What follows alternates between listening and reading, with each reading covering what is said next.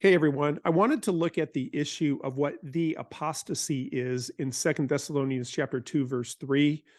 There's a lot of good people that have a debate on this particular issue. There's a lot of different views that reasonable people seem to hold. So what I wanted to do was look at the issue of the apostasy and talk about the different views. So this is going to mostly be informational to lay out the different positions that are out there. Of course, I'll tell you what view that I lean towards. But let's go ahead and look at the issue of the apostasy in Second Thessalonians chapter 2, verse 3. Now, when it comes to Second Thessalonians chapter 2, verse 3, again, that word for apostasy is apostasia. And if you were to look at various translations, sometimes you'll see it translated as apostasy, which you see in the New American Standard. Others will, there will be some sort of concept of falling away or rebellion or revolt. And then there have been some, usually more of the earlier English translations will actually have departure. So when we're talking about apostasia, we're talking, this is in the realm of apostasy, falling away, rebellion, revolt, departure. So in verse 1, Paul says, "Now we request you, brethren, with regard to the coming of our Lord Jesus Christ and our gathering together to him," which seems to be that snatching away rapture event of 1 Thessalonians 4, "that you not be quickly shaken from your composure or be disturbed, either by a spirit or a message or a letter, as if from us, to the effect that the day of the Lord has come," or probably even better translated, that the day of the Lord is present.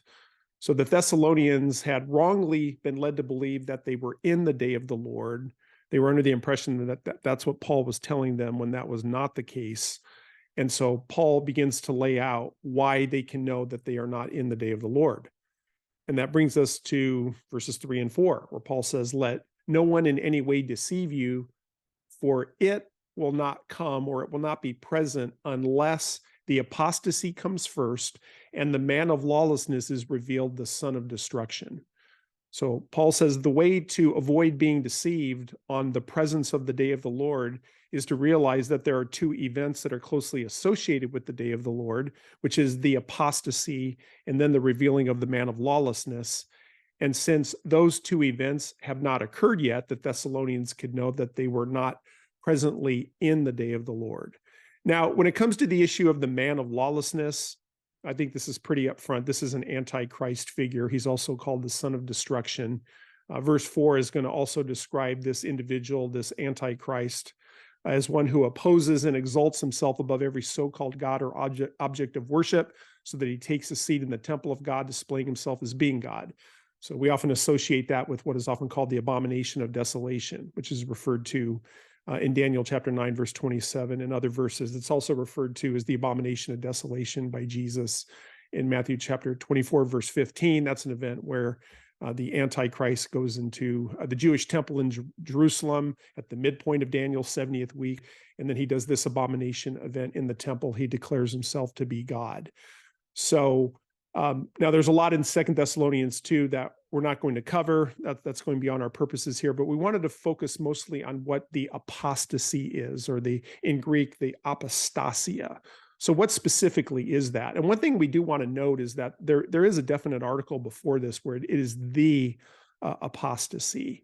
So we are referring to a very specific event. So it's not just apostasy in general, or just something that's been occurring throughout church history, but it's something that is very specific. Now, there are going to be various views of what this apostasy is. And so, we'll just mention them. And by the way, know that I'm not giving all the arguments that could be made for or against any of these views. I'm basically laying them out. And perhaps in the future, we can talk about some of the various views in more detail. But one of the views of the apostasy, or the apostasia here, is that it would simply be a reference to the Antichrist. And so thus the apostasy, is the man of lawlessness who is an Antichrist figure. But when it comes to this apostasy, some people think it is the Antichrist. Now, and then there would also be a second view, which would be not only it doesn't involve the Antichrist, but it would be the abomination of desolation. So some would say the apostasy is the abomination of desolation, which is discussed in verse 4, where it talks about this Antichrist taking his seat in the temple of God and displaying himself as being God. Now, a more popular view or more commonly held view is that the apostasy here, or the apostasia, is actually referring to a defection or a falling away from doctrinal truth, or a falling away from the faith, or, it could be a departure in a spiritual sense, where there is truth and then there are people that are falling away from the truth.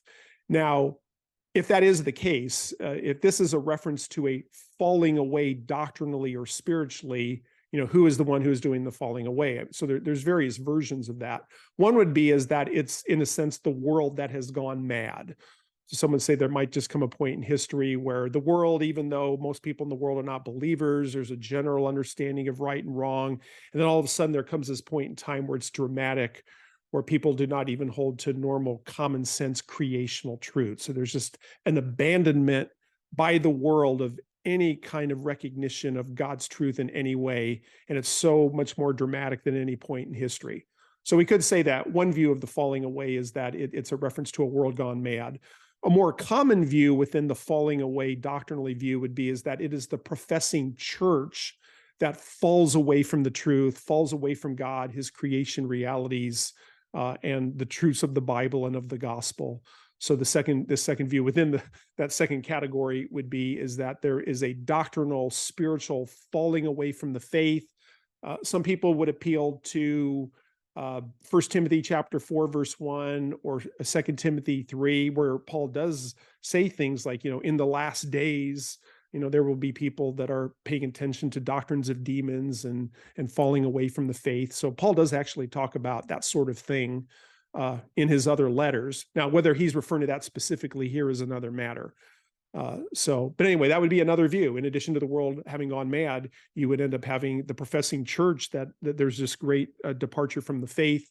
Another view would be is that the falling away from doctrine and from truth would come from the Jewish people. Some would say this context is very Jewish, and therefore you end up having, in a sense, a Jewish rebellion or falling away from the truth. Now, another view would be is that the apostasy here should be understood in the sense of departure, and not just a spiritual departure from the faith, but a physical departure. So there are some people who think that the apostasy here is referring to a physical departure, and with that view, they would hold that this is the rapture, that this is the rapture of the church that is talked about in 1 Thessalonians chapter 4. When you look at verse 1, it does talk about that he's writing in regard to the coming of our Lord Jesus and our gathering together to him. So those who hold this particular view would say that this should be understood as departure, and that this is a physical departure of the church to heaven. And if that's the case, this would be support for a pre-tribulational rapture, because you would end up having a rapture of the church to heaven, and then the revealing of the man of lawlessness, and then all the awful things that he does, which ends up in his defeat. Those who hold this view have pointed out that the earliest translations in English actually translated the term here as departure. And they would say that the context of the gathering together to Jesus is in reference to a physical departure.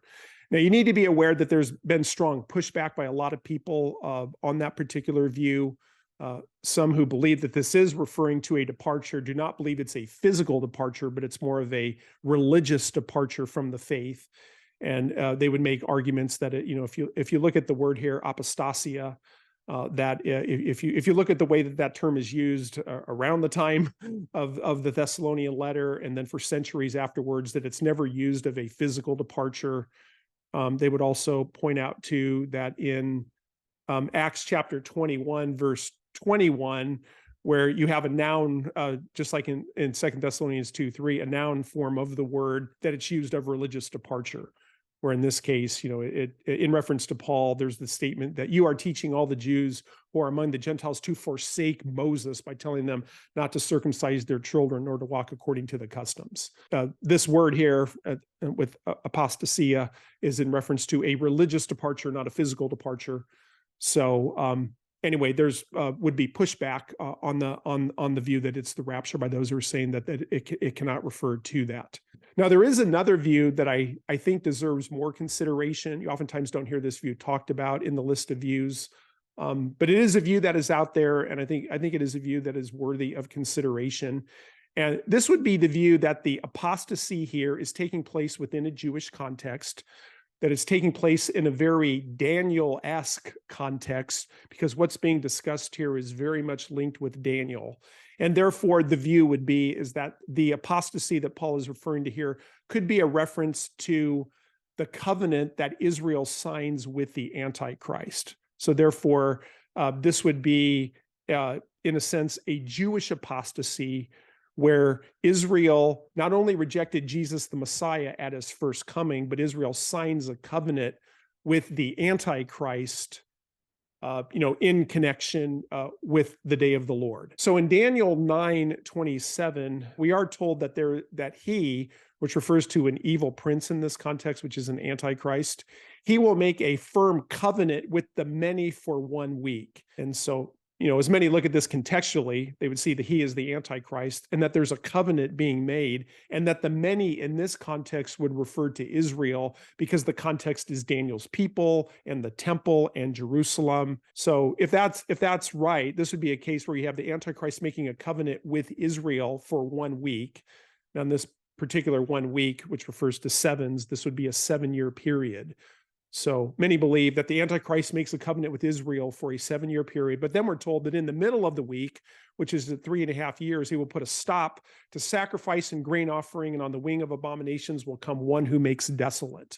So that's often referred to as the abomination of desolation event, which it seems to be Paul's referring to that in 2 Thessalonians 2:3. Jesus refers to the abomination of desolation in Matthew 24, verse 15. And then what we're told here is that this is going to happen even until a complete destruction, one that is decreed out on the one who makes desolate. So the last part of this verse is actually talking about the destruction of this evil prince, the destruction of this Antichrist figure, which in 2 Thessalonians chapter 2, around verse 8, there's actually the mention that this man of lawlessness who does this evil event in the temple of God, in the Jerusalem temple, that Jesus will actually come and slay him as a result of that event. So Daniel 9:27 predicts the destruction of the Antichrist, and 2 Thessalonians 2 also predicts the destruction of the Antichrist when Jesus comes again. I do also want to mention Daniel 11:36, because this is referred to in 2 Thessalonians chapter 2, in 2 Thessalonians 2, 3, and 4, that this man of lawlessness, he is somebody who is boastful, and he exalts himself above, every god. So we're told in Daniel 11:36 that then the king will do as he pleases, and he will exalt and magnify himself above every god, and will speak monstrous things against the God of gods. Now, again, remember back in 2 Thessalonians chapter 2, verse 4, we're told that this man of lawlessness opposes and exalts himself above every so-called god or object of worship. So that's clearly in reference to Daniel 11:36. And then we also have the mention in verse 4 that he takes a seat in the temple of God, displaying himself as being God, which is that abomination of desolation event. So anyway, just to come back to this last view that we've been talking about, some do believe that the apostasy is Israel's apostasy of actually signing a covenant with the Antichrist. And therefore, with this particular view, what you have here is what Paul is talking about in verses 3 and 4 is all related to truths related to Daniel 9, Daniel 11, even Daniel chapter 12. So like we know from Daniel 9, there's an evil prince. We know from 2 Thessalonians 2:3 that there's this man of lawlessness, the son of destruction. So there's an individual Antichrist figure in both passages. We're told in 2 Thessalonians 2:4 that this man of lawlessness opposes and exalts himself above every so-called god or object of worship. That's exactly what Daniel predicted in Daniel 11:36. When it talks about him taking his seat in the temple of God, that's exactly what's discussed in Daniel 9:27. And then as I alluded to before, we're told in 2 Thessalonians 2:8 that that lawless one will be revealed, whom the Lord will slay with the breath of his mouth and bring an end to the appearance by his coming. So Daniel 9:27 also talks about the destruction of the Antichrist. So when you come to verse 3 and we look at the issue of the apostasy, is it possible that the apostasy too is also what Paul has in mind as he thinks to Daniel 9 and Daniel 11? I do think it is possible. So in addition to all these other areas where he's referring to Daniel, perhaps the apostasy also has a reference to Daniel. So anyway, just be aware of that view. That is the view that I lean toward. I have great respect for the other views. I think the other views have good people that hold them. They make good arguments. Obviously, only one view could be right. At this particular point, I would lead towards the apostasy being a Jewish apostasy and being linked with Daniel 9:27 and that covenant that is going to be made with the Antichrist by the people of Israel at that time. Part of that is because there's so much here that's relying on the context of Daniel, so it wouldn't be surprising if that did as well. So anyway, those are the different views. And if we were to, put this all together, just to summarize them, when it comes to the views of the apostasy in 2 Thessalonians 2:3, there is the Antichrist view. There is the abomination of desolation that the Antichrist does in the Jewish temple. Then there's the falling away views, which could be either the professing church, the world falling away from any semblance of truth, or a revolt or falling away of the Jewish people. Then there's also the rapture, where the church would be physically removed to meet the Lord in the air. And then the view that I told you that I'd lean towards, which you could say is a subset of the green box here with the falling away of the Jewish people, but that would be that the apostasy could be the Jewish people making a covenant with the Antichrist for that 7-year period. So I think when it comes down to it, again, I want to say this again, that there's a lot of debate on this. So always have to be careful when you come to a passage where there's a lot of good people that are coming to different conclusions. That doesn't mean all the various views are right. I think there's only one view that ends up being right.